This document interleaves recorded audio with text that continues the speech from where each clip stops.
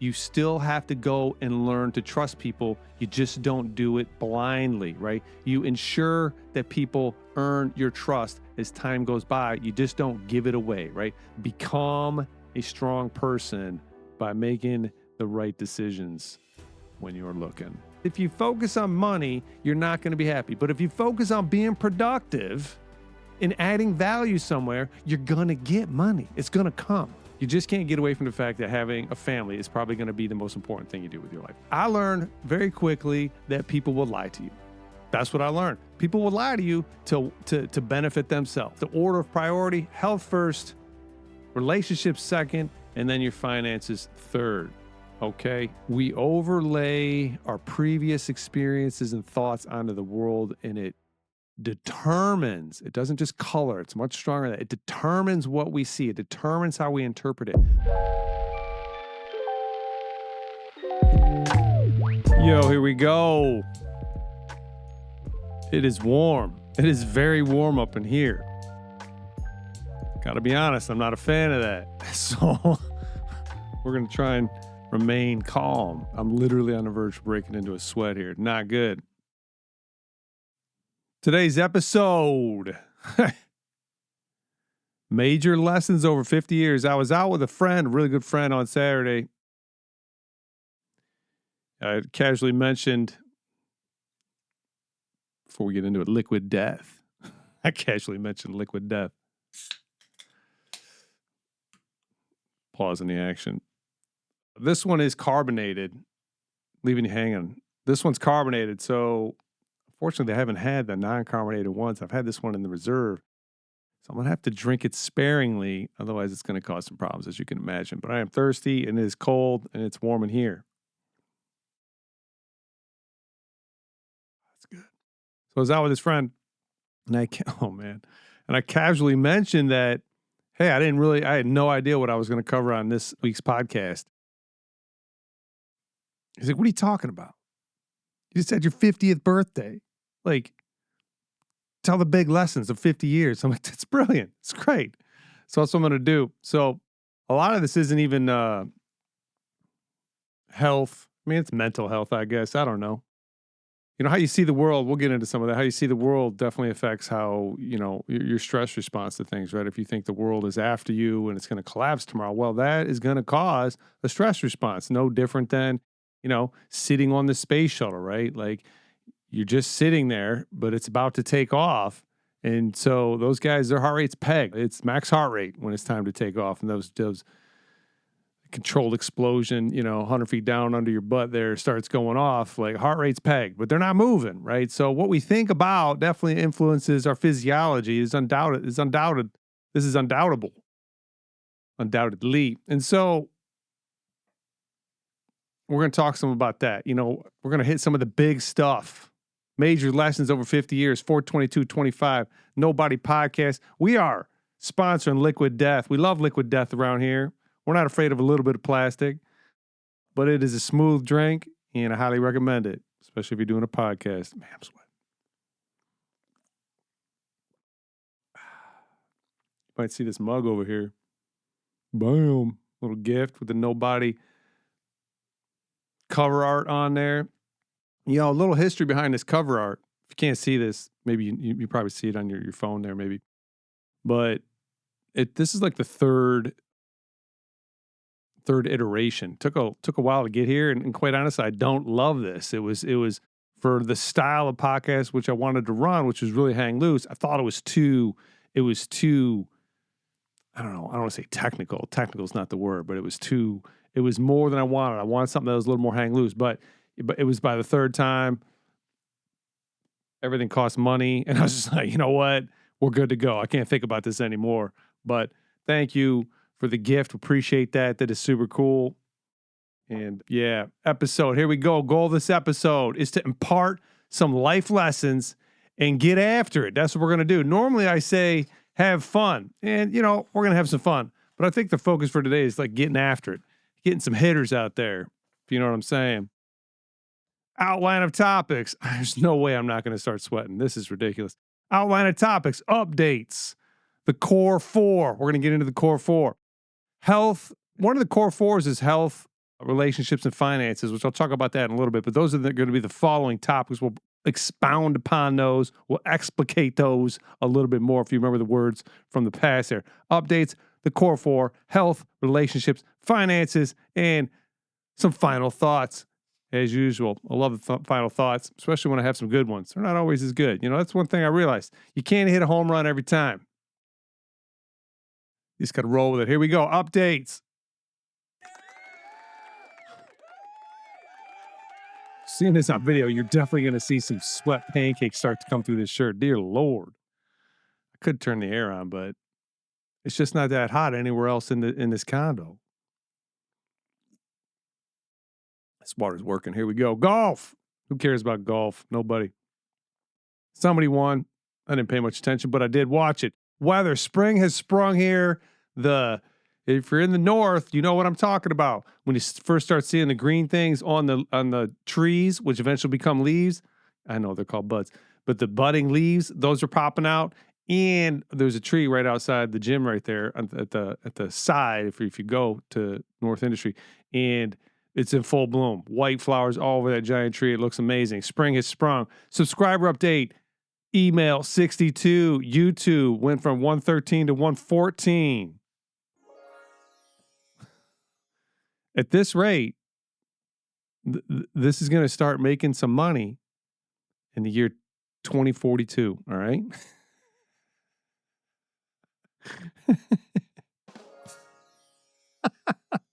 That's the one I was looking for. Spotify and Apple hold their own. That's what they did, man. They're holding the line there. Reminder, please submit your questions to dennis@dennisfenders.com. There's a couple questions in there, a couple good ones. I'm going to get them next week, so looking forward to that. Also, there was a recommendation, which was great. There's a member at the gym there who I had recommended a book to called The 5 Appetites. I think it's a fantastic book. It helps you understand hunger, helps you understand cravings and all that stuff. And I don't know how much I'm going to cover in that, but I'll go through some chapters in there because there is some really strong points about protein, and protein's pretty important. So, but we will get into that. That was one of the recommendations, and I thank you for that. All right. The core four. No one gets out of here alive. Actually, let's get into this. I'm not getting feedback on that, dear Lord. Let's get into this. The core four, guys. Hey, listen. These are going to be like the big things. Like, if I was looking back over 50 years, what are some of the biggest lessons? I didn't get them all in here, but these are some big ones that were, pertaining to health, fitness, longevity type stuff, having a healthy mindset. And this is the biggest one. This one struck me. Well, I realized I was going to not be here forever when I was 35. I can remember to this day, I was laying in bed on my back trying to fall asleep, and then bam, it hit me. Like for the first time in my life, I knew that I was going to die.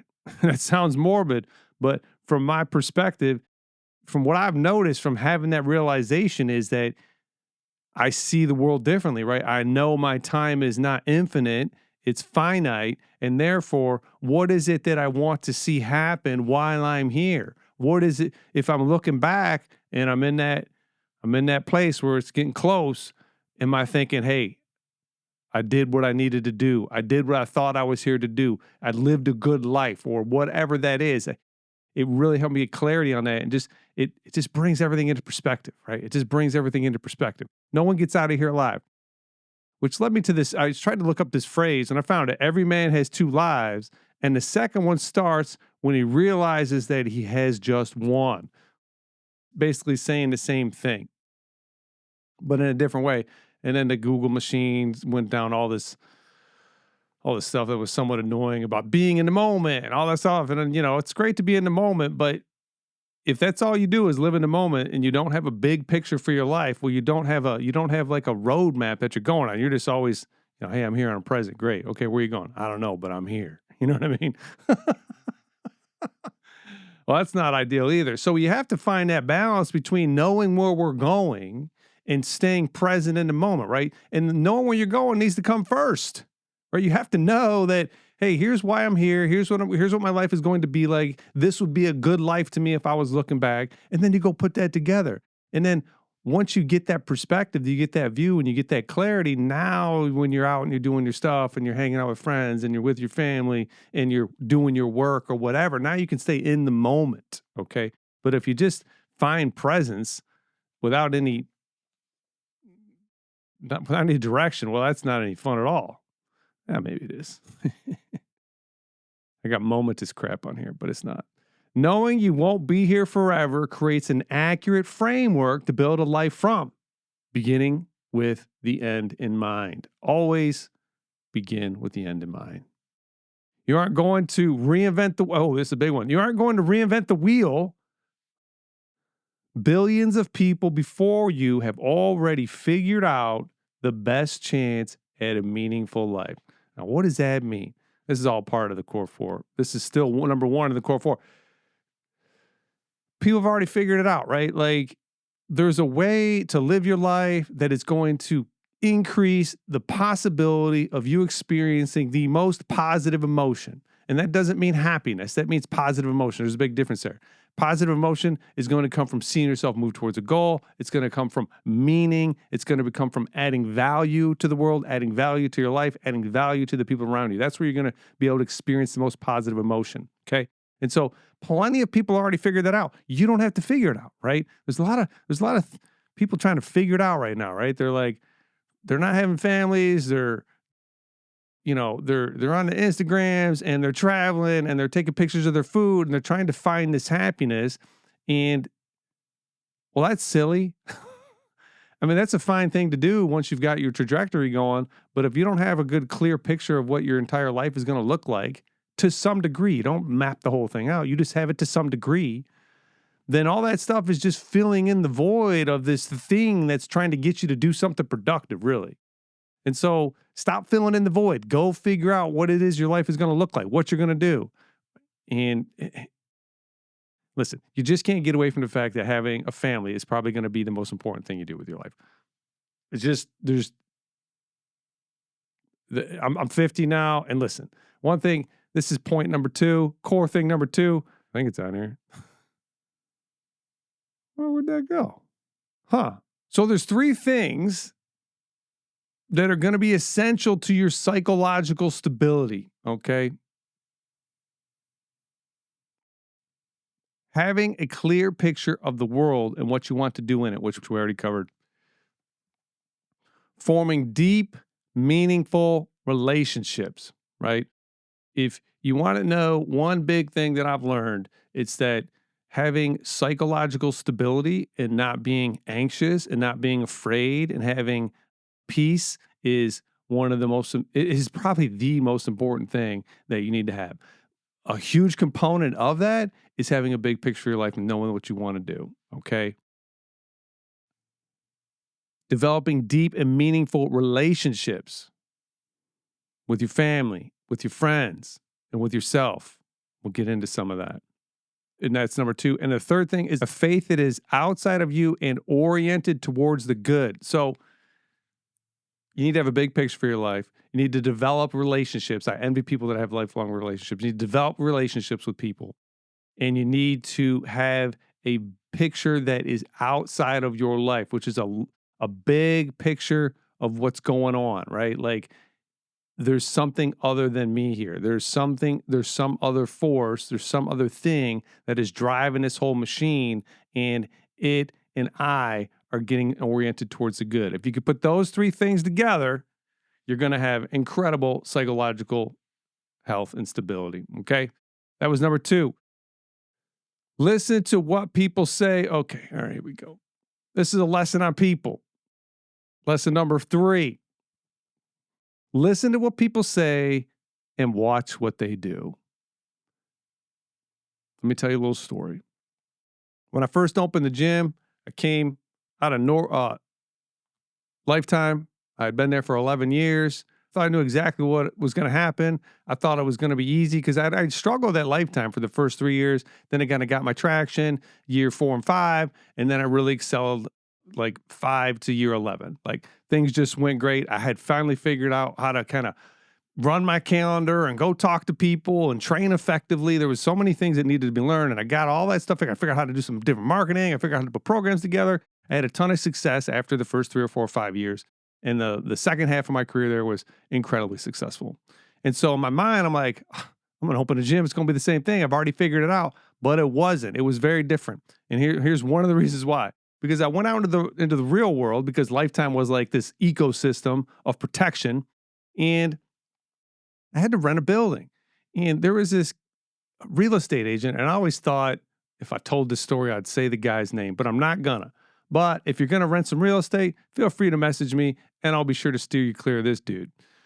So what happens is we're going through the negotiations and I get the agreement and I'm reading through the agreement and it's in lawyer speak, but you look at it long enough, you can start to comprehend it. And there was this one section in there that talked about this thing called pro rata.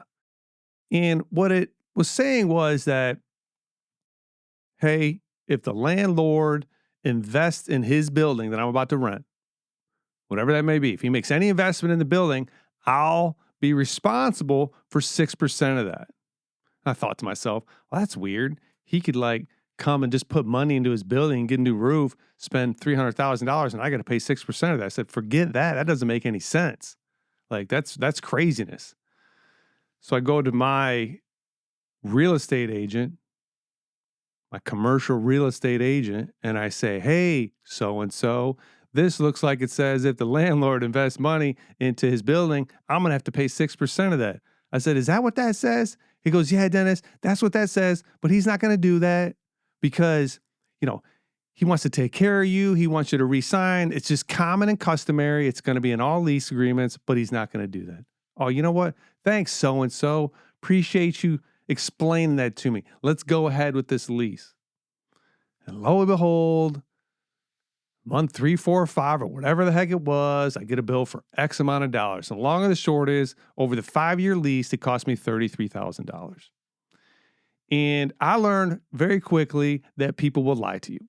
That's what I learned. People will lie to you to benefit themselves. And that really wasn't going on at Lifetime very much. If it did, it was not such a small scale, you don't even remember it, right? But this was the real world now, and there were some sharks out there, and he was totally fine with patting me on my back because he patted me on my back and reassured me really good, and he was full of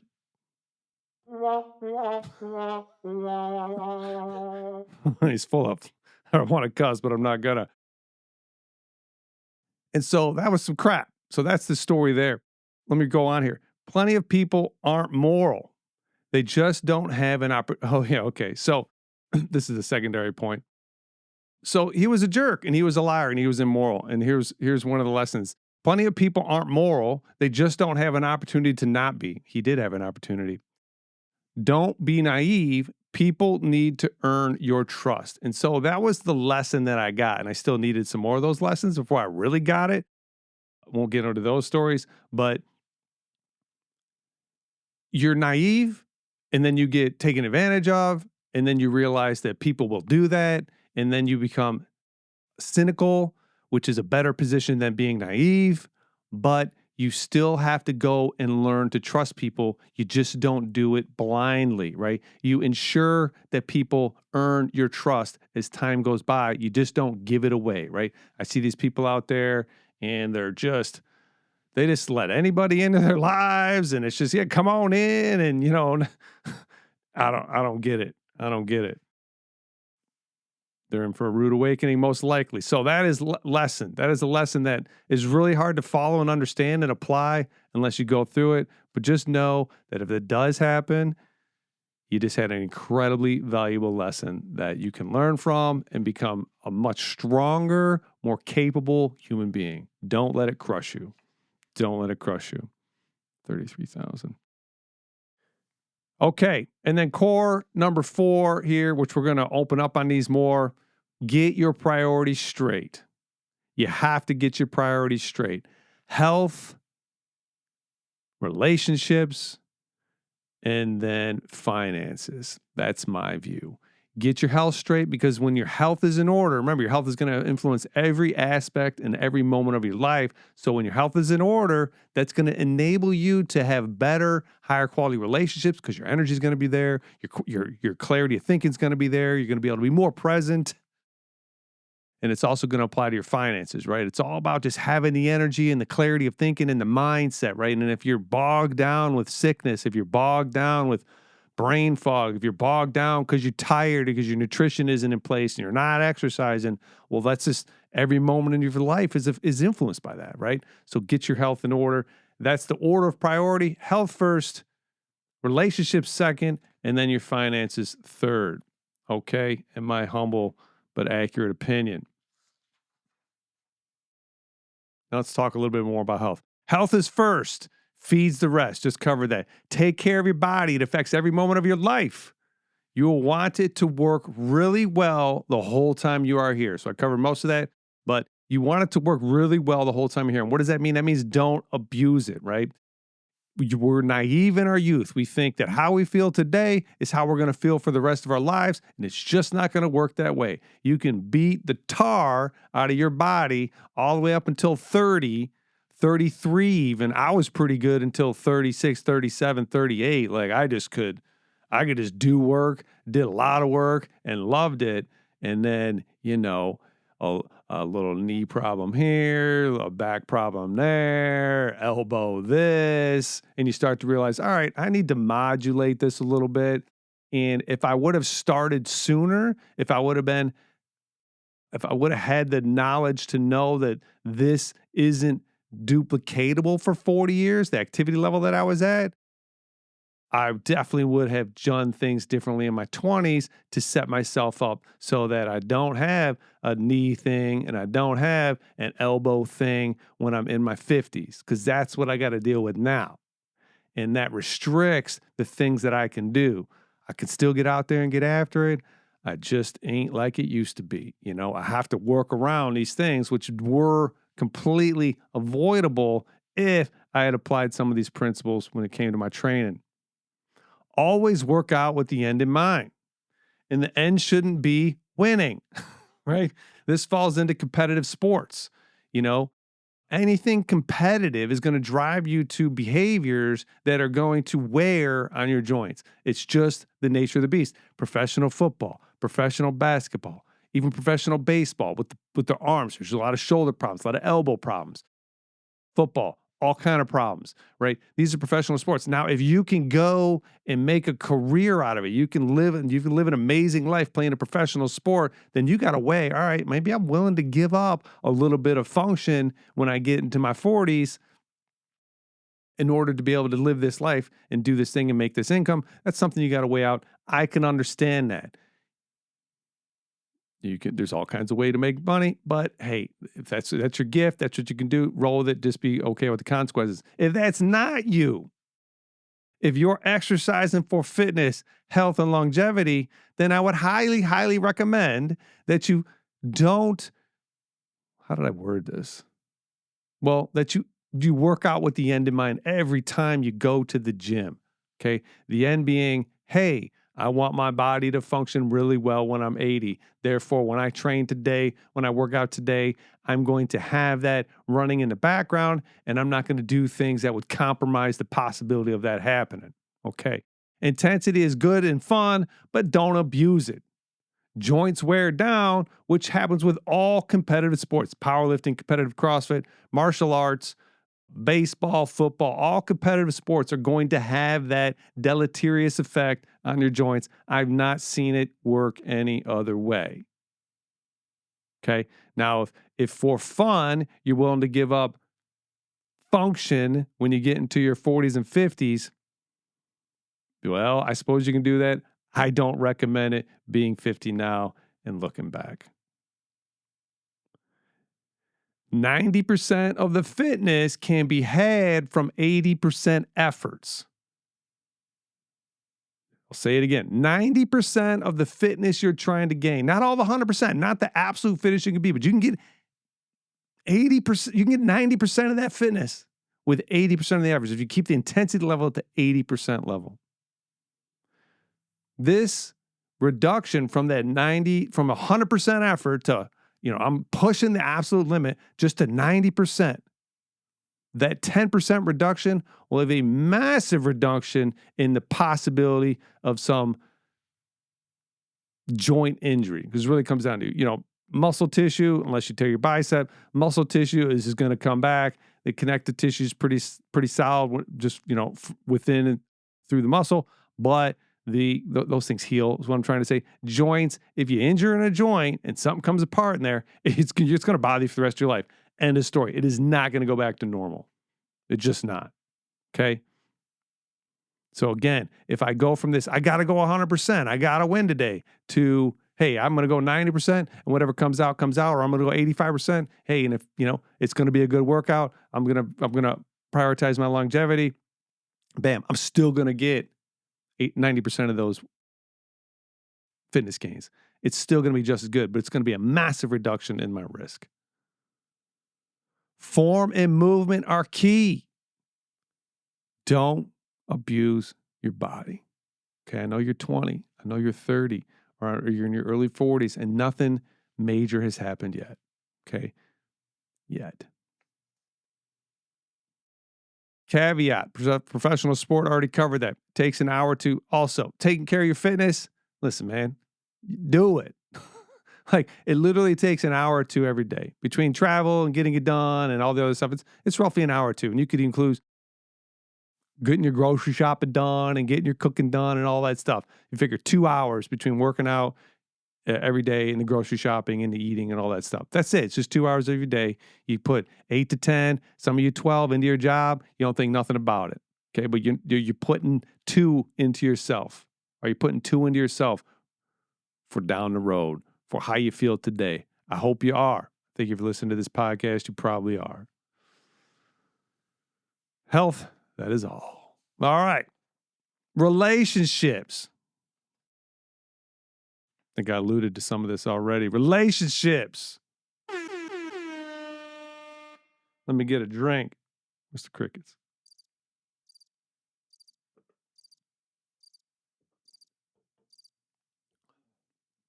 Yeah, I really thought that was going to be, making me a belch here, but it ain't.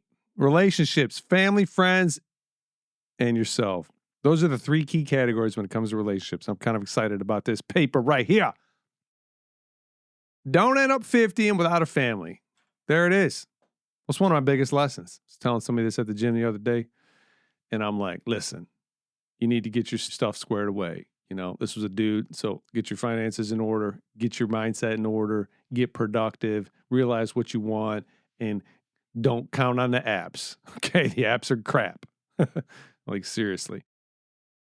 You need to go places where you're going to be able to meet somebody, go out there and have conversations and find somebody you're compatible with and raise a family. You don't want to be 50 and not have kids. You just don't. Now, I fully believe I'm going to meet somebody, I'm going to raise a family. I'd rather not be doing that right now. I'm going to straight up say it. I'd rather not be doing that at this age. It would be nice. What would be much better is if I did that when I was 30, and now I'm like, oh, my kids are growing up and almost out of college, and I'm going to be doing what the heck I want. But that's not my situation, and hopefully you can keep that. Hopefully you can make that your situation. You don't want to be 50 and not have kids. It gets lonely, okay? We're social creatures. We're a social organism, okay? Humans we're built around being social, around being around other humans. That's why solitary confinement is one of the worst things you can do to somebody, because you won't, it's so hard to stay psychologically stable because our stability is built off the people around us. It's just the way it is. That's when we are at ease. If you got 100 good friends, that's a lot. If you had 15, that's a lot. If you had 10 good friends you were hanging around, man, that's when life's good, right? If you've got a spouse that you've known for 10 or 15 years and you've done things together and you've got this depth and you have this commitment, that is stability. That is where you want to be. You don't want to be keeping this thing together at 50. There is an arc to life. It's part of life itself, and therefore goes with a billion years of evolutionary process. It's swimming with the natural flow of things that gives you the best chance at positive emotion. We are social organisms. So what am I saying when I say that?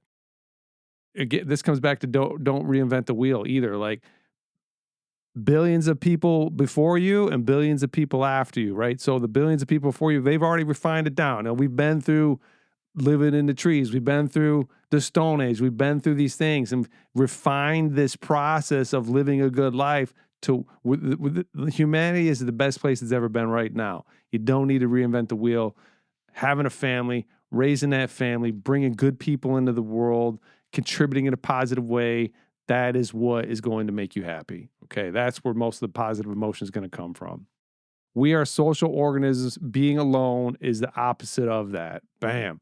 Because the person who can be, what does this say? Become the person who can be a good spouse and raise a family. Life will have so much more meaning for you and them. Think about those people that came into the world that are now happy that you did that for them. That's probably pretty rewarding. All right, that's family. Friends, prioritize connection and develop relationships. I envy people that say, oh, yeah, we've been friends since we were 7 years old. I ain't got nobody like that. I ain't got nobody like that. I got some friends. What do I put in air quotes? I could think of a handful of people that I still know from high school, but we don't hang out. We ain't friends. Now, over the past 10 years, I've done a much better job of developing relationships and like picking people that I actually want to be around, which is quite critical. I still need to find some more because nobody can listen to me as much as I talk. But anyways, it's important. You're going to want to develop friendships. You're going to want to open up with people. You're going to want to let yourself be known and find people who want to know you. That is going to be super valuable to living a good life.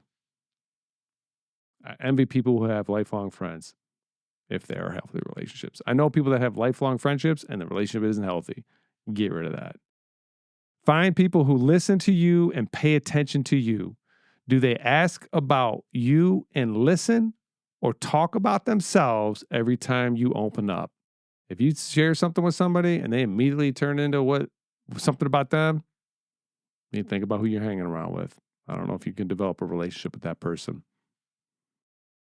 And lastly, so we got friends, we got family, we got yourself. So your relationship with yourself, let's talk about that a little bit. What do you do when no one is looking? And this is just going to hit home the point of your relationship with yourself. What do you do when no one's looking, right? There's a lot of people think that's kind of their mindset. They're like, oh, yeah, I could do this right now. Nobody would know, right? But somebody does know. That's you. You know what you just did. And that's either going to build you up or break you down. That's where integrity comes from, right? It's what you do when nobody's looking. Yeah, but it's not even about that nobody's looking. It's about the fact that there still is somebody looking, and it's you. And you have to know what you did. So work on that. Nobody's perfect at it, but work on it because you're going to develop your relationship with yourself. And that is going to be, my mother always said, if you can't enjoy your own company, nobody else will either. And that kind of goes along with that, right? That kind of goes along with let's read some of these hitters. Integrity is your relationship with yourself. Integrity may be the only real thing you have. Little carbonated liquid death coming up. I cooled down though, so that's good. I've been murdering my thirst. All right, so integrity may be the only real thing you have.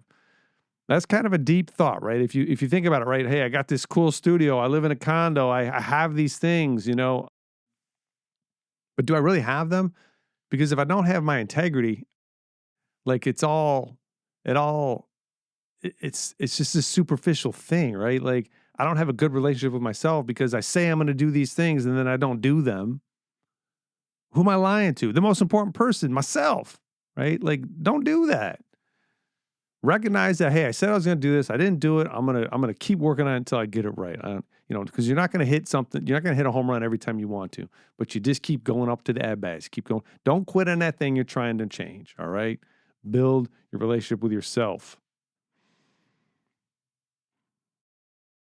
Integrity may be the only thing you have. It's an opportunity to choose right over wrong, strength over weakness, and good over evil. Those choices will create the kind of person you become.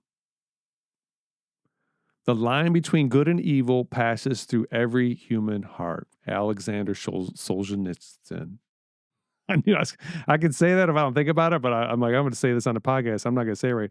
Alexander Solzhenitsyn. Anyways, he said that, and it's powerful. The line between good and evil passes through every human heart. It comes down to that integrity thing. That comes down to when nobody's looking except you, what decision do you make? Okay. Become a strong person by making the right decisions when you're looking. Okay, that's it for relationships. Finances. Here we go. Finances. Be productive. It's the only way you are going to feel good about yourself. Flat out, point blank.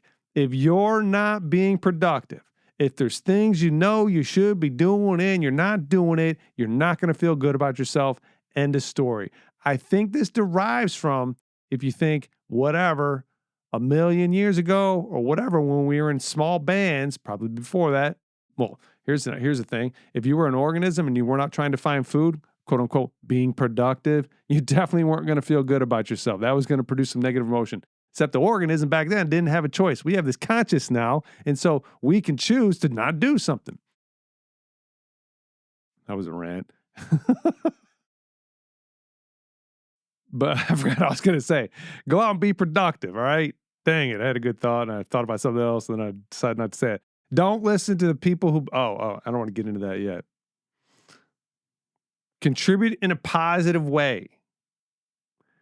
Oh, that's what I was going to say. So if you think like, if we were back 1,000,000 years ago and we were like a band or a tribe of 50 people, and listen, man, survival was getting up and being productive. End of story. There was not an opportunity for people to not get up and go do something that day, right? That just wasn't possible. Now, can you imagine if you were in that little band and there was 50 of you and there was one of you that just decided they were going to sit around and do nothing all the time, but yet they were still going to eat. They were still going to partake in whatever else was going on. They just weren't going to contribute. That person wouldn't be around, guaranteed. And so this is like built into our makeup. This is part of being human, right? Like if you're not being productive, there's this subconscious feeling you're going to get. You can actually, it's not subconscious, you get to feel it. But there's that subconscious thing going on where you know you should be out getting up and doing something, but you're not, and you're not going to feel good about yourself unless you're productive. That's a fact. Contribute in a positive way. Don't be a taker. The only reason people can slack off is because someone else is out taking responsibility. End of story, right? You can take it into a big picture, right? The person that just wants to go party all the time. They don't want to step up into the adult world. They don't want to go get a job and contribute to what's going on in the community. Why do you think about that person? You see him as immature. That's all there is to it. And it just comes back to this being productive. Step up. Can't stop aging.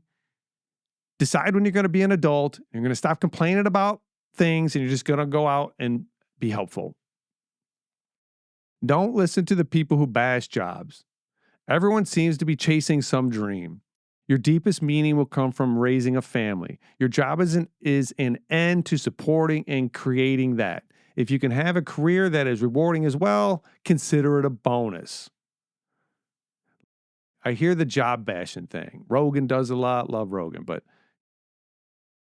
I don't think there's any value in it. Some people, many people, are perfectly happy getting up, going to work, and coming home and providing for their family that way. And it is absolutely, positively a good thing. And that person shouldn't be made to feel like, oh, you got a job, you loser. Like, how dumb is that, right? Like, give me a break.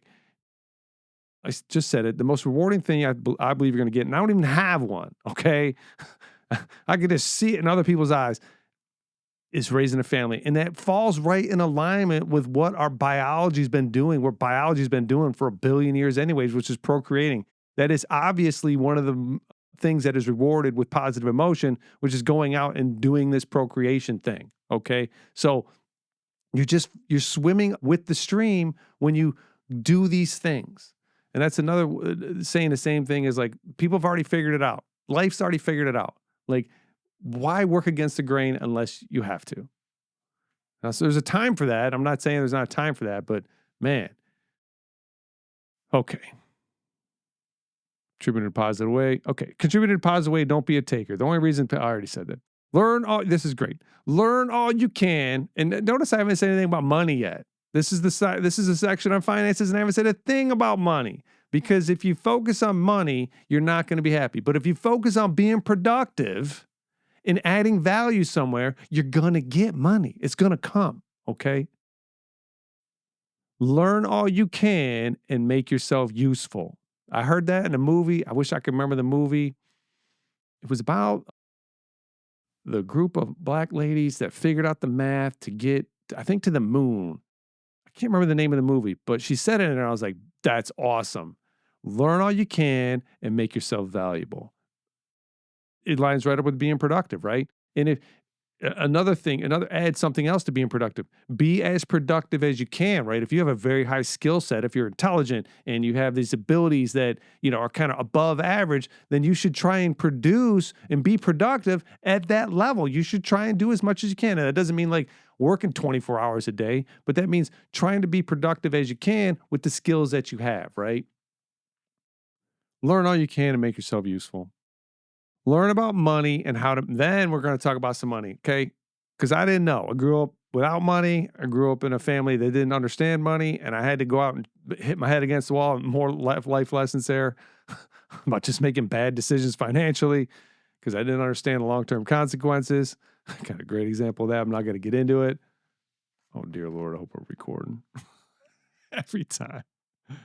I'm pretty sure we're recording. Audio's going, video's going. All right, we're good. Learn about money and how to manage it. I know I was going somewhere with that. It's a skill. Having a year or two's, So I made some bad decisions in business financially, right? Like I moved, the second move was, so we opened up, before I got to take advantage of. I don't think that was a moral thing. That cost $33,000. But the second thing was when we moved, I moved because of that reason. Like the landlord and this dude, the real estate agent, had lied to me. And I'm like, screw you. I am not going to partake in your stuff anymore. That was ego. What I should have done was, in hindsight, was just renegotiate. Hey, yeah, I'll resign, but you need to get rid of this or I'm gone, right? I should have just gotten out of the lease, which wouldn't have been difficult to do. And it wouldn't have cost me. You have no idea how much money it cost to move. I don't even want to say the number. I'm not even going to say it. It was a bad financial decision. Now it's great. We've got an awesome building. I love the building. And at this point, I'm glad I went through that. But financially, we would be in a much better place if we hadn't moved. Anyways, my point is learn about money and how to manage it. You need to learn about money. There's skills there. There's books you can read. You have to become disciplined in that regard to be able to do it. But you got to get that information in the first place to be able to apply some discipline to it. Having a year or two, and this is like a no-brainer when you say it, having a year or two's worth of bills in a bank account will also give you some psychological stability, right? So we talked about the other ways to get psychological stability. Having a year or two's of your bills in a bank account, well, that'll create some of that too. All right, and that's it for finances. Final thoughts. After you have done all the above, now stay in the moment. Be present. Pay attention, okay? So you get those things in place, like I said early on. You get this big picture for your life. Hey, I'm probably going to live to around 80. My goal personally, I think I can make it to 100. But, realistically, if you make it to 80, you did pretty good. What is it I want to see happen within those 80 years? Hey, I want to have a good career that I can contribute in some positive way. And I want to raise a good family, maybe 2-3 kids, whatever that is for you. I want to develop a deep relationship with my spouse. And I want to develop good and healthy relationships. Great. I've set that in place mentally. Now, when I'm out doing those things, I stay in the moment. I stay in the moment as much as possible. Not perfect at it, but I do the best that I can, okay? Want to clarify something. This hit me maybe, I don't even know. It was probably 7-8 years ago I heard this, and I was like, whoa, that's a different view on life. Well, last final thought here. Be present. Pay attention. Attention and intelligence are not the same thing. Okay? Let me read this real quick. Now, stay in the moment and pay attention. This is the most important skill you will ever develop. To be clear, intelligence and paying attention are not the same thing. One is taking in information, it's paying attention, and the other is processing or thinking about information. Know when you are doing, I got to clarify that. One is taking in information, which is paying attention, and the other is processing or thinking about information. Now that you've paid attention, you can then think about it. What does it mean? What did I just observe? What do I make of this? Okay. Know when you are doing one or the other, and be sure you are paying attention when you do not need to be thinking. So first be aware, hey, I'm paying attention or I'm thinking, and then be sure when I don't have to think, because if you do desk work, you're thinking. If you're planning your week, you're thinking. If you are, that's a great example. I kept trying to give myself this out. I just watched a video before, like an hour or two ago, and it was really great. And then this person did something that was upsetting in the video.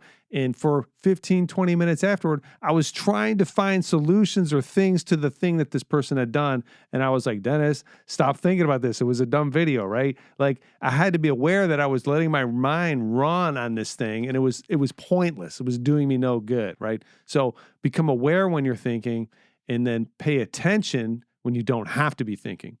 When I'm at my desk and I'm working on that stuff, I have to think. When I'm planning a week, I have to think. But when I don't have to do those things, when I'm out with friends or when I'm reading a book, I want to pay attention, right? I want to be in the moment. When you pay attention, you are connecting with the world outside of you and attempting to see it for what it is, not what you want it to be. I should have made that a lesson. That is super critical. Like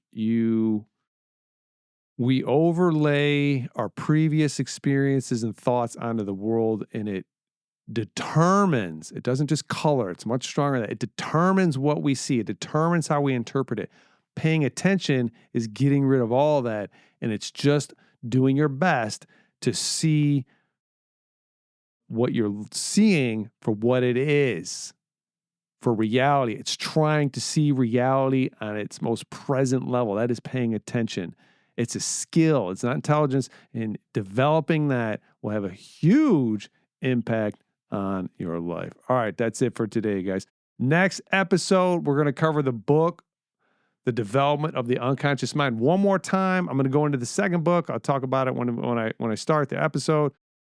But there was this, I mentioned this before, there was this last chapter in there where it was an interview that he went through, and I thought he just explained everything so succinctly. So we're going to do that and wrap that up. And then we'll see what's next. I know we're going to cover also the book, The 5 Appetites, which is a fantastic book. I don't know. I might just summarize the book, or I might go through that chapter by chapter, but I know there's some key chapters there I'd like to cover as well. So we got some good stuff coming, guys. Looking forward to getting out to you. Help us grow.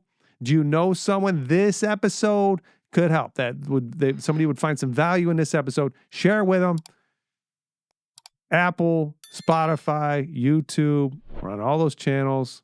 And as always, submit any questions you have to Dennis at DennisFenders.com.